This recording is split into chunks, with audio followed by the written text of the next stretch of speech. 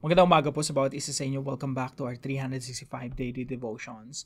Gusto po munang batiin si Brother Rolando and Ate Hilda sa inyong anniversary ngayon. Happy anniversary po. At nawa ay mas lalong tumamis ang inyong pagsasamahan sa mga kaibigan po natin ito sa Tacloban. Now, tuloy po natin yung ating series po patungkol sa overcoming fear with faith. Kailangan po natin mapagtagumpayan, malabanan, malampasan yung ating mga takot sa pamamagitan ng ating pananampalataya sa Diyos. Now, yung iba pong ating kinatatakutan o yung fear natin yung mga suliranin sa buhay, mga burdens, mga bigatin, pasanin. Now, ito po yung devotion natin patungkol po rito sa mga pasanin, alalahanin at kabalisahan sa buhay.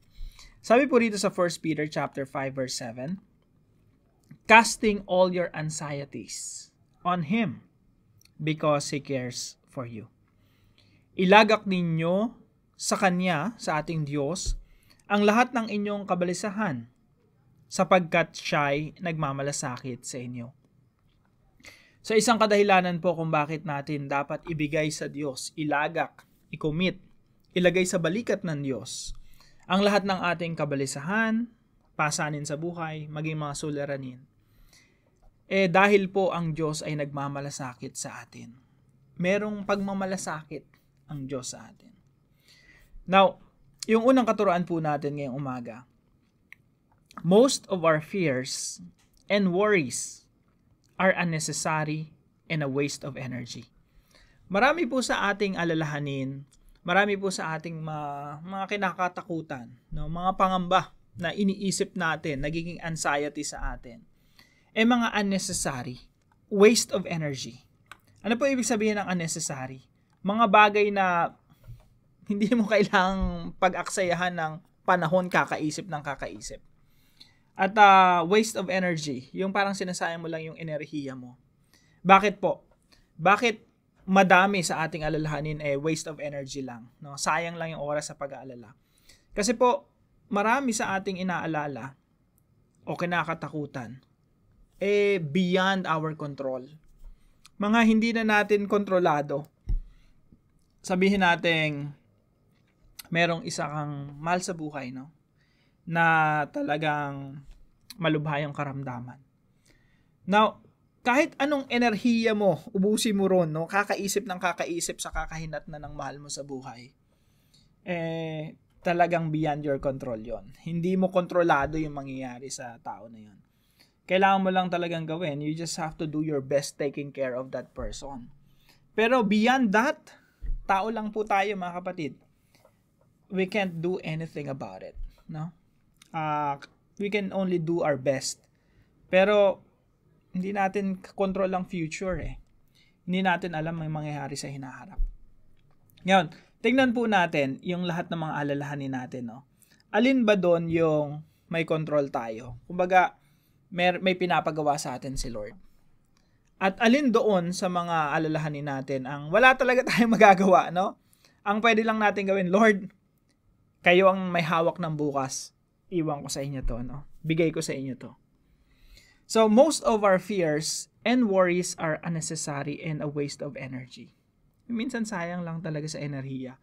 Yung imbis na natutulog ka na sa gabi, gising ka pa kasi inaalala mo pa siya, no? Hindi na po dapat tayo humahantong sa ganung pagkakataon. Kapag beyond our control, ibigay na natin sa Diyos. Pag yung mga bagay na wala na, hindi na binibigay sa atin ng Diyos. Kasi may mga bagay po na inaatang ng Diyos sa atin na, okay, you do this, you solve this. No? Pero pag hindi pinapagawa sa'yo ng Diyos, huwag mo nang pagtuunan ng masyadong pag-aalala. Kasi yun yung mga bagay na para na sa Diyos. Huwag na natin kunin yung para sa Diyos at sabihin natin, no, para sa atin to at iatang pa sa ating mga balikat.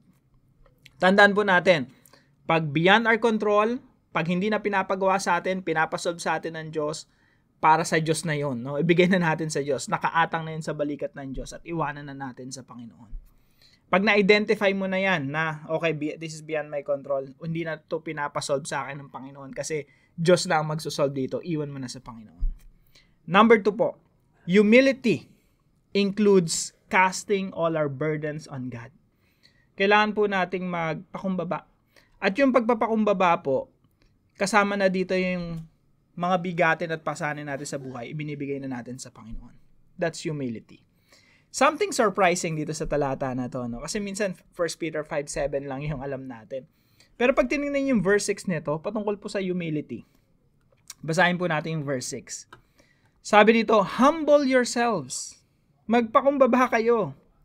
Therefore, under God's mighty hand or under the mighty hand of God, sabihin yung Diyos yung makapangyarihan, yung Diyos yung may kakayanan, so that at the proper time, He may exalt you. Ang Diyos ang magtataas sa iyo.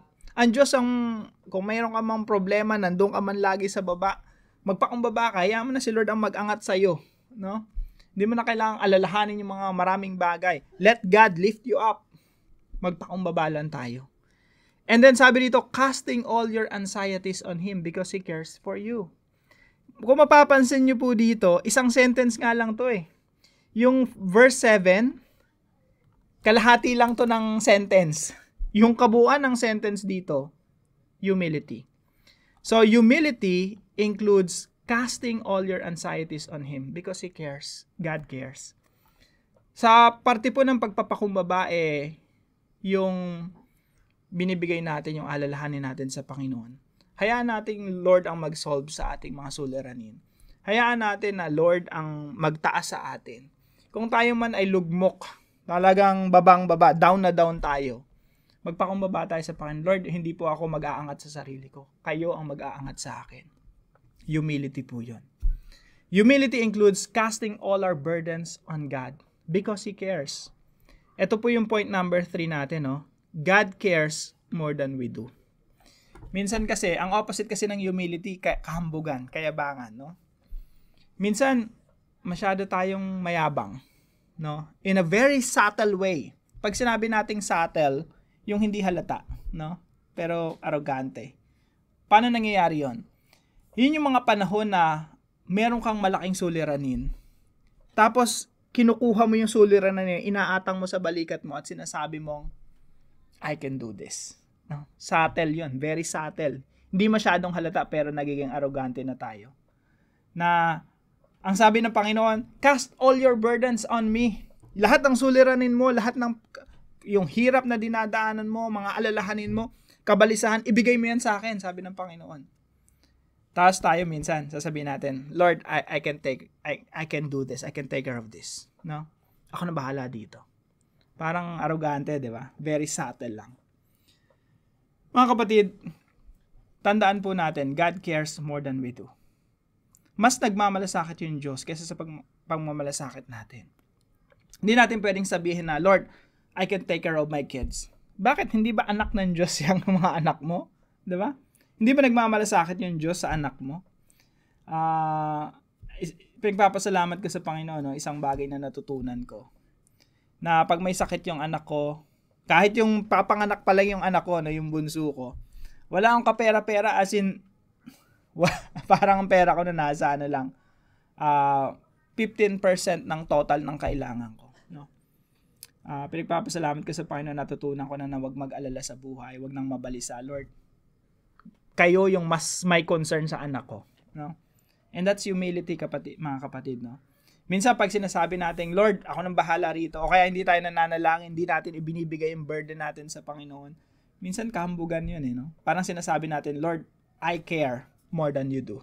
No? Pero yung biblical po, God cares more than we do. Mas nagmamalasakit ang Diyos sa mga anak natin, sa magulang natin, sa mga kapatid natin. Mas may malasakit ang Diyos sa mga taong nilikha niya kesa sa pagmamalasakit natin sa mga miyembro ng pamilya natin. No? So, kailangan lang natin magpakumbaba. Lord, I know, you care. Mas nagmamalasakit kayo. Kaya, Lord, yung burden ko, ibibigay ko na sa inyo. Now, ilan po sa mga application ngayong umaga mula sa mga talatang ito? Ito po yung pinakauna. Differentiate between what we must do and what is beyond our capability. Pag may problema ka, may suliranin, may challenge, no, hamon sa iyong buhay. Tingnan mong mabuti. Ano ba 'to? Para sa akin ba 'to? Pinapagawa ba sa akin? May pinapagawa ba si Lord sa akin dito na dapat kong gawin today? Or wala? Ang gusto lang ng Diyos magtiwala ka sa Kanya. Give it to the Lord beyond your capability. Na kailangan ma-differentiate natin yun eh. Para alam natin kung ano yung dapat nating gawin, yung pinapagawa sa atin ni Lord, pinapasolve sa atin ni Lord, or pag sinabi ni Lord, kailangan mo magtrabaho, kailangan mo mag-ipon, kailangan mo pumunta sa doktor, yun yung mga pinapagawa ni Lord. Yung resulta nun, beyond your control yon. Lord, ikaw na doon bahala. Ikaw na bahala sa may sakit kang kamag-anak, no? Ikaw na bahala ron sa mga, bayarin ko later on, no? Mga tuition fee or bayarin sa ospital or anumang, yung mga beyond your capability, beyond your control, hindi na pinapagawa ni Lord, ibigay mo na yun sa Panginoon. Kailangan ma-differentiate mo yun eh. Nagne-negosyo ka, no? Yung resulta ng negosyo mo, kay Lord na yun. Pero yung doing your best now, sa'yo yun. Pinapagawa sa'yo ni Lord yun. So pag na-differentiate mo siya, yung mga bagay na yun, mga challenges sa buhay, alam mo kung ano yung bibigay mo kay Lord. So alam mo rin kung ano yung pinapagawa ni Lord sa'yo, yung role mo. So differentiate between what we must do, and what is beyond our capability. Pag beyond our capability, give it to the Lord. No? Number 2, cast all our burdens on God without exception. Ano po ibig sabihin nito? Lahat po ng mga burdens natin, suliranin natin, mga pagsubok, ibigay mo sa Panginoon without exception. Kaya sabi sa mga talata na to, no, casting all, lahat po ng mga kabalisahan, ibigay natin sa Panginoon. Bakit? Kasi hindi naman gusto ng Diyos na nababalisa tayo. Yung ang dami nating iniisip. Gusto ng Lord thoughtful tayo. Iba yung pagiging thoughtful, maalalahanin, sa nag-aalala. Iba yung maalalahanin sa nag-aalala.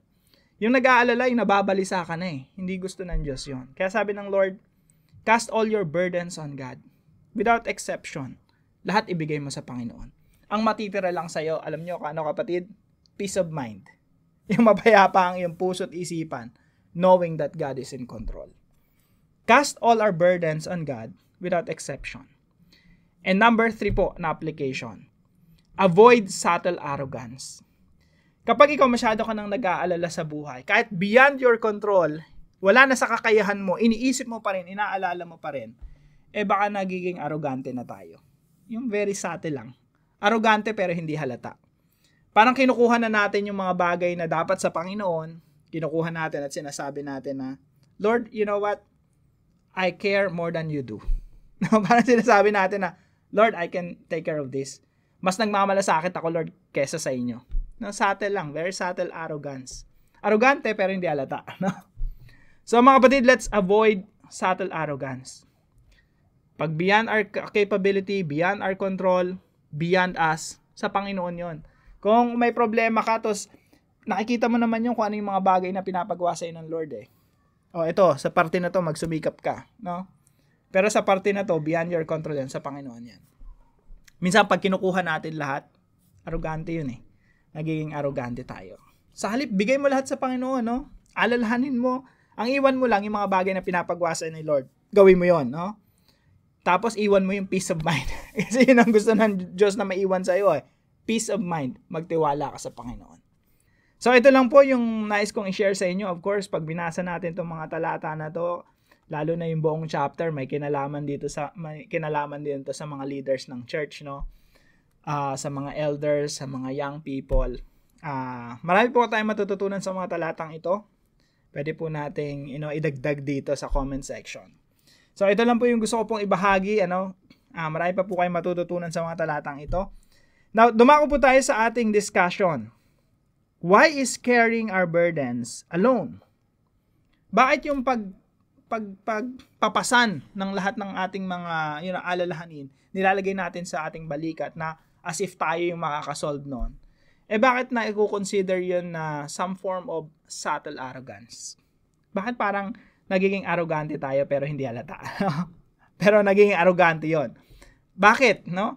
Explain po natin yan sa ating kanya-kanyang kaparaanan at kung meron din kayo natutunan, talakayan natin sa ating mga discussion groups.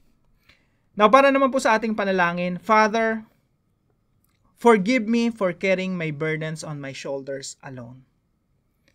Forgive me for this subtle arrogance. as if I care more than you do. Lord, from now on, I will cast all my burdens on you because you care. Nagmamalasakit kayo, Panginoon. I'll give you all my worries without exception. Please give me peace of mind, knowing that you are far more powerful and wise than I am. You are sovereign, Lord. You know all things, even what is best for me. I love you, Lord. I pray this in Jesus' name. Amen and amen. Gusto ko po munang magpasalamat sa ating katuwang dito sa devotion natin, si Sister Chris DR. So, salamat sa iyo, kapatid. Kung meron po ay natutunan sa devotion natin na ito, ipalam niyo lang po sa comment section right below this video. And please share this devotion to your family and friends. Yun lamang po, pagpalain po kayo ng ating Panginoon. See you po tomorrow 5 a.m. dito sa ating daily devotion.